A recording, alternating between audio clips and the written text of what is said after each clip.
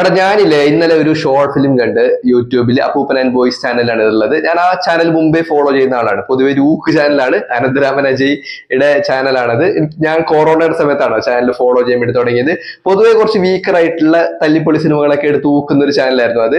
എന്നിട്ട് ഈ ചെങ്ങായി ഒരു ഒരു ഷോർട്ട് ഫിലിം ചെയ്ത് വെച്ചിട്ടുണ്ട്. പോലെ 40 മിനിറ്റാണ് പടത്തിന്റെ ഡ്യൂറേഷൻ. ഒരു തിയേറ്റർ ക്വാളിറ്റി ഉള്ള ഷോർട്ട് ഫിലിം കേട്ടോ. ഞാൻ ഒരു പ്രതീക്ഷയില്ലാതെ കയറി കണ്ടതാണ്.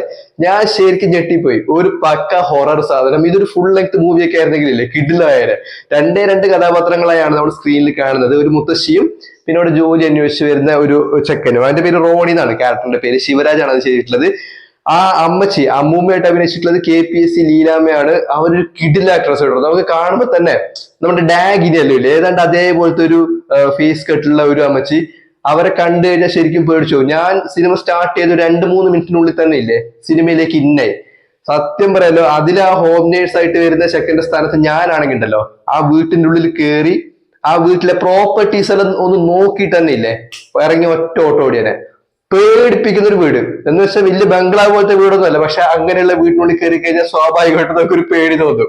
ആ ചങ്ങായി ആയതുകൊണ്ട് 2 ആഴ്ച തികച്ചിരുന്നു. ഞാനാണെങ്കിൽ വന്ന് അന്ന് തന്നെ ഇറങ്ങി ഓടിയാനെ. അതായത് പേടിച്ചൊരു പണ്ടറടങ്ങി പോകും. നമ്മുടെ മാനസികാവസ്ഥയെ വല്ലാണ്ട് ബാധിക്കുന്ന രീതിയിലുള്ള ഒരു ചുറ്റുപാടാണ് സിനിമയ്ക്കുള്ളത്.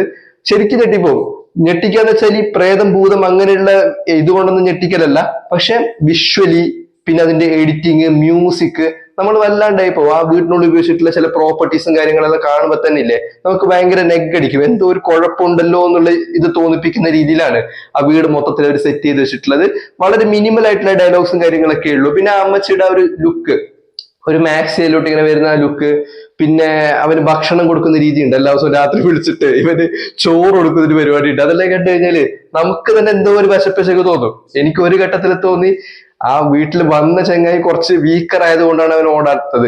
കുറച്ച് ആലോചിക്കുന്നുണ്ട്. ഇപ്പൊ ഞാനെല്ലാണെങ്കിൽ ഉണ്ടല്ലോ വന്ന് അന്ന് രാത്രി തന്നെ ഞാൻ ഇറങ്ങി ഓടിയാലേ, ഞാൻ അങ്ങനെ അല്ലല്ലോ ഇറങ്ങി ഓടിയാലോ ഇതൊക്കെ. അത് അങ്ങനെ നമ്മൾ ചിന്തിപ്പിക്കുന്ന ഒരു സിനിമയാണ്.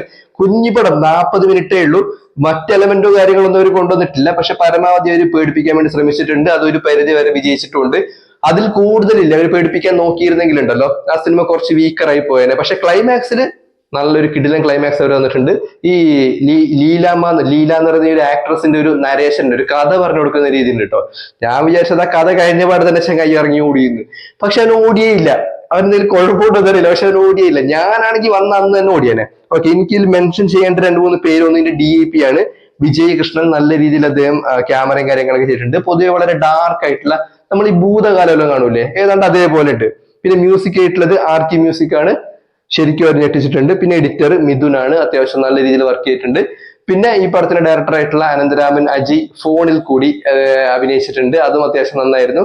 മലയാളത്തിലെ മറ്റൊരു പ്രോമിസിങ് സ്റ്റാർ ആണ്. അതായത് വല്ലാണ്ട് പ്രോമിസ് കൊടുത്തിട്ട് അവസാനം എന്തായിന്ന് ഞാൻ പറയുന്നില്ല. നിങ്ങൾ സിനിമ കണ്ടു നോക്കുമ്പോൾ കാണുമ്പോൾ മനസ്സിലാകും. നൈസ് പടം കേട്ടോ. 40 മിനിറ്റ് ഉണ്ട്. നല്ല ക്വാളിറ്റി ഉള്ള സ്റ്റഫാണ്. അപ്പൂപ്പൻ ആൻഡ് ബോയ്സിന്റെ ചാനലിൽ തന്നെയാണ് അത് അപ്ലോഡ് ചെയ്തിട്ടുള്ളത്. നൈസ് പടം, പേടിച്ചോ.